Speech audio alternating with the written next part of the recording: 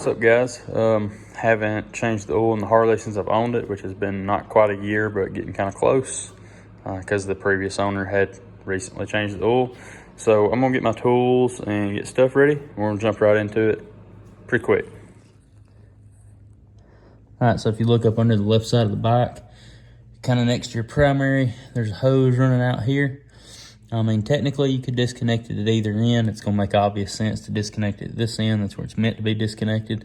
There's just like a solid fake nipple welded onto this plate, and that's what the hose slides on. So I'm gonna get this hose clamp off, get us a pan under here, and get this draining. For my particular bike, the hose clamp, I mean, you gotta assume people probably put new ones on there from time to time. But anyway, the hex on mine is a 1/4. You could always use a flat head if you wanted.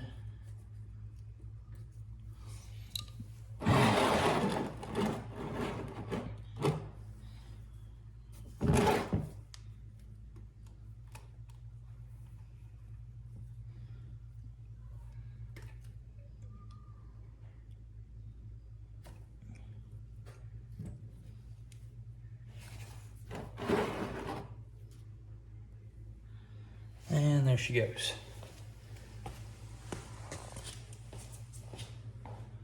Be sure to come around, I know you can't see it, but come around to the other side and pull the oil filler cap off so you don't have a vacuum on the oil tank while you're doing this. And we'll give that some time to drain. Now that is draining the engine and the transmission and the oil tank. It is not draining the primary. If you're new to Harleys, Harleys run separated oil between the primary and the engine. So you still have to use motorcycle. I don't actually think you have to use motorcycle specific oil in the engine, but in the primary side, you still have a wet clutch that you're lubricating. So you definitely need a motorcycle specific oil for the primary. While that's draining, I'll show you what I picked up. I normally run Mobil 1 motorcycle oil, but I got a Valvoline this time just because it was on sale for $2, 2 bottles for 15 bucks, whereas the Mobil 1 was still full price, $11.99. I went with 2050. I normally, in previous Harleys I've owned, I've run 1040 in the engine, 2050 in the primary, but I know that the previous owner ran 2050 in the engine the whole life of the bike, so I'm going to continue to do the same just because that's what he did. I could probably switch, it probably wouldn't make a difference, but again, knowing that's what he always ran in it, they say you're not supposed to change up weights often, so that's what we're going to run. And like I said, it was $2 or 2 bottles for 15 bucks at AutoZone. So if you're buying your stuff at AutoZone instead of going to the Harley dealer, then just make sure you get a motorcycle specific oil. You'll be good whether you're putting it in the primary or whether you're putting it in the engine. According to the website, KN 170 is the oil filter number. The C just stands for chrome. They sell it in black. They sell it in chrome. All they had was the chrome at the store I went to. I'm not a particular fan of K&N oil filters. I usually try to stay away from them, or at least the canister style, which is what the Harley takes, a canister style. But I didn't have a choice because that's all they had. They did have a couple other brands, but they were out of stock for the what was compatible. The reason I don't really prefer K&N is because they've been known in the past to come off on like crotch rockets and other various bikes that were being used at track days, to the point to where I know at one point in time, like Barber Motorsports would not let you pass tech inspection to get on the track if you had a K&N canister filter. Other than that, nothing against them. That's just the reason I've always stayed away from them on the canister style, but unfortunately I didn't have a choice. So we'll pause the video here while this is still draining, and we'll come back to you when that's done. All right, got the strap wrench on here. I always recommend a strap wrench over a specific filter wrench. Just that way you can use it on all vehicles, you know, because they sell filter wrenches that are specific to like a certain pitch and diameter. But I've always just used a strap wrench.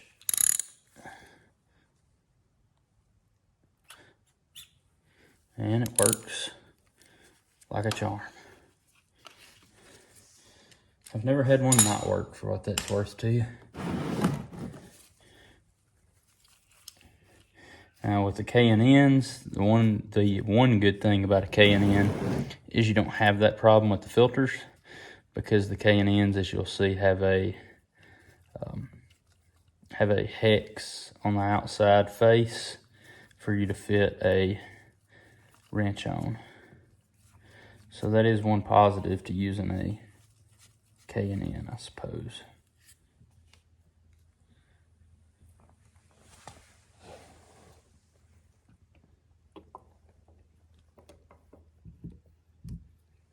There's nothing you can really do about taking the filter off. Oil's just gonna get everywhere. That is the nature of the beast, or at least everywhere from here down on the front.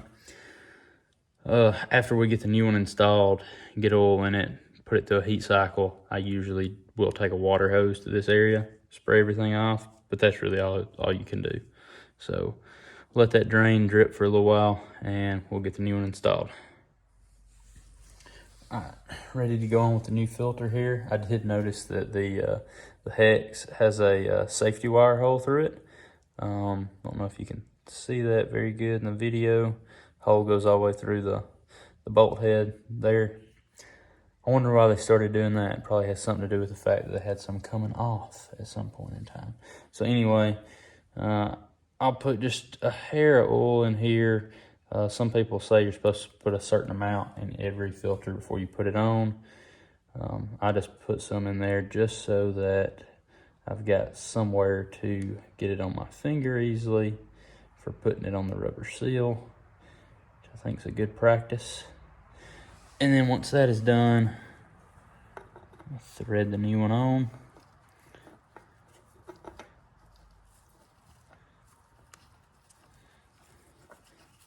Now, just because this K&N has a hex on it, don't get crazy when it comes to tightening it down. Because it has the hex, it doesn't have like the thumb grips on the outside of it here. So I will put a wrench on it, but we're not getting it tight.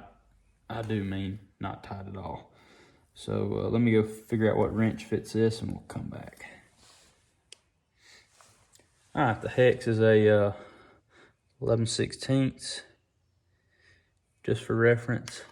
And I've specifically attached it to the screwdriver handle because there is no need to get it any tighter than what you could get with a good, clean, not slippery screwdriver handle. That is more than tight enough. All right, I'm pretty good with that. And we'll get the oil tank filled back up and then we will move on to the primary. All right, so before I move on to the primary oil change, I'm going to finish off with the engine oil change. So make sure before you even start putting oil in, you've reattached your drain hose, which I've done. I've put 2.5 quarts in the oil tank. The manual tells you it's going to hold 3. I'm going to stick 2.5 in here. I'm going to turn it over, fire it up. We're going to check the oil, adjust accordingly. Then we're going to move on to the primary.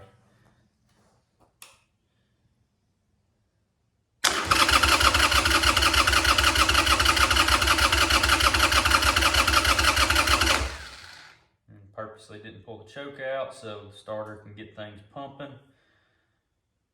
Now let's try again.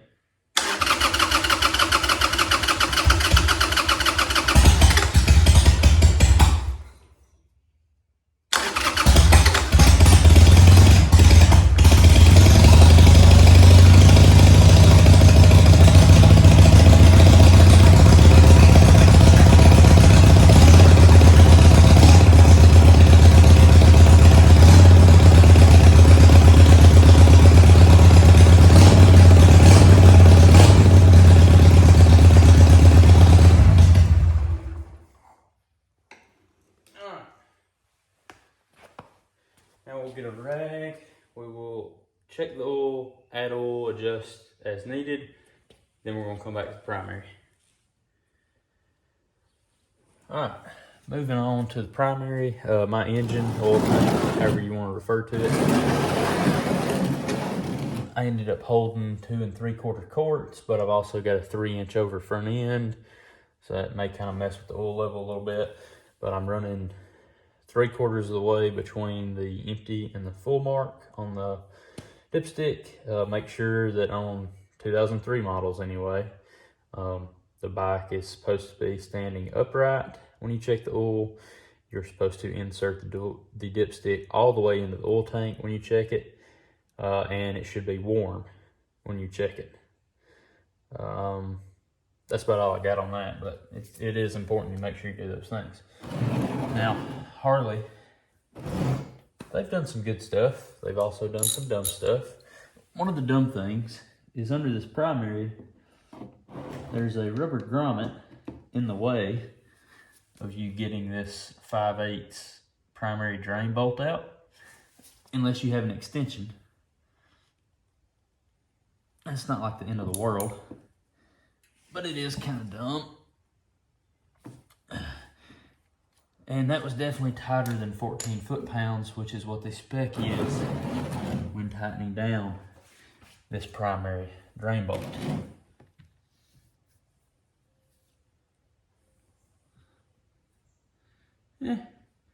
Primary oil looks pretty good. I could have definitely held off a while, but that's neither here nor there. It'll be fine. Now, your primary oil, I say it looked pretty good. There's a good bit of metal shaving stuck to the magnetic drain bolt. All Harleys should have a magnetic drain bolt.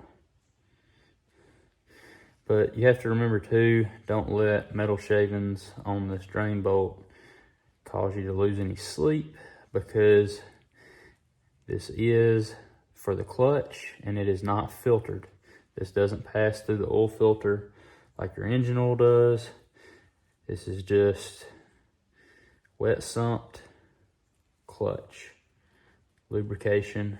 So it is going to be a little dirty compared to, say, a Japanese bike or any bike where the engine, transmission, and clutch all share the same oil. And I don't mean the same weight of oil, the same body of oil, because that's going to be getting filtered through the bike's oil filter.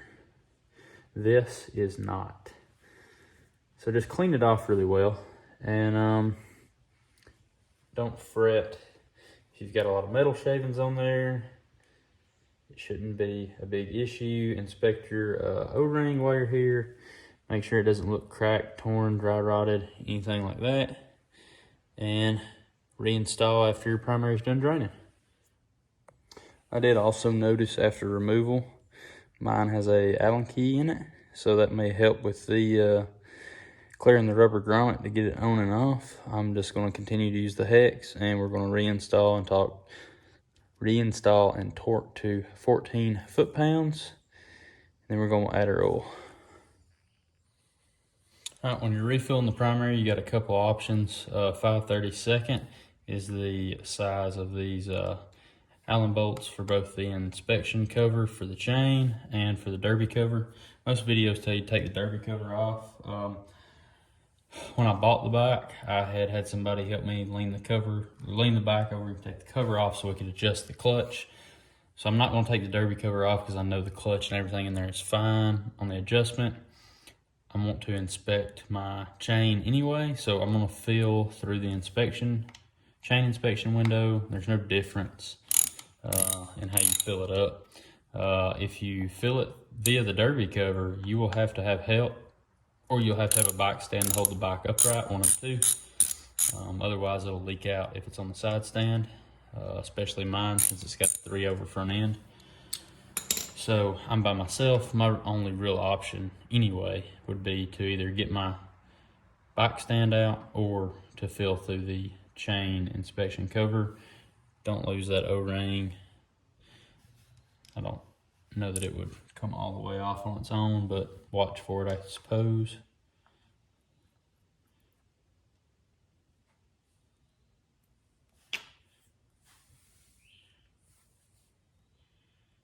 Now you'll notice when you take this cover off, it is thicker on the bottom, thinner on the top.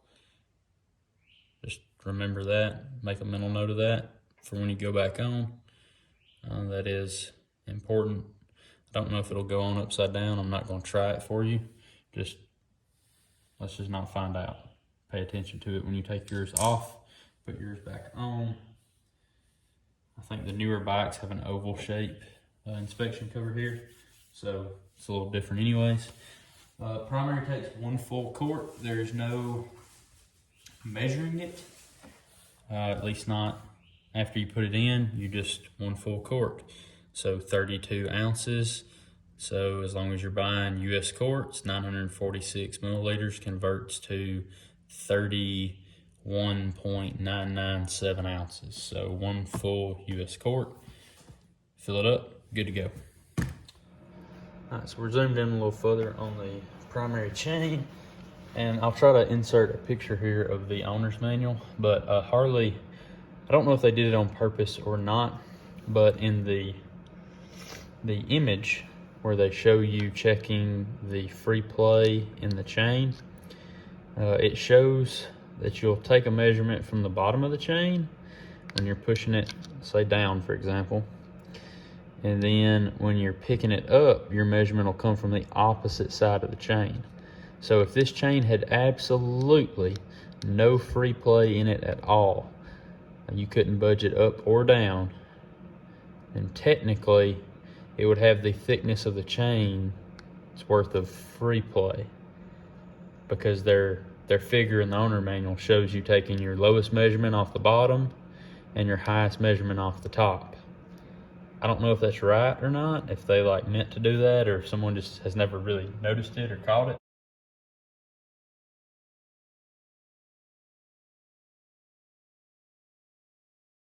But that means a chain that has no free play whatsoever would have a 1/4 inch. We'll say the chain's a 1/4 inch thick, so it would measure a 1/4 inch of free play. Again, don't know if that's what they intended or not. I can't say, but I think you can reach a happy medium regardless of which way you measure it. So the owner's manual calls for 3/8 to a 1/2 inch when cold. So there's no great way to do this, and you really probably have to be laying down, or if you can get the bike vertical, or have a lift, that's probably going to make things easier for you. But there's no great way of doing it, so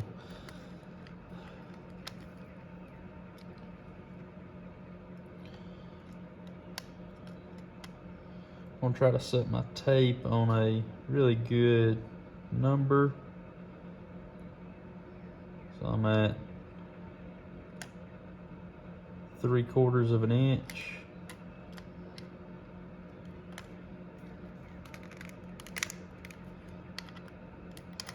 A ruler might make this a little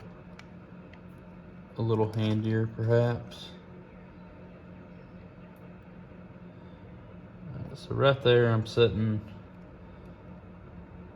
I've readjusted, I'm setting on a 1/2 inch.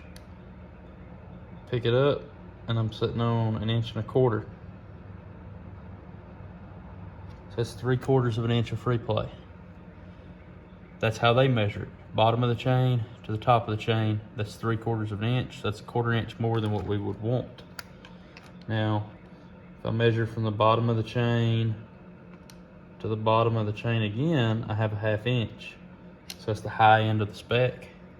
So regardless of which measurement I use right now, I'm either out of spec or I'm at the high end of the spec. Again, I don't know if their picture drawing in the owner's manual is taking that into account or not. It kind of looks like it is, but I'm probably just overthinking it. You're probably supposed to be meant to measure from the same side of the chain. And if you do that, you get your smallest deviation your smallest measurement, and that is still currently a 1/2 inch. So we're gonna make an adjustment.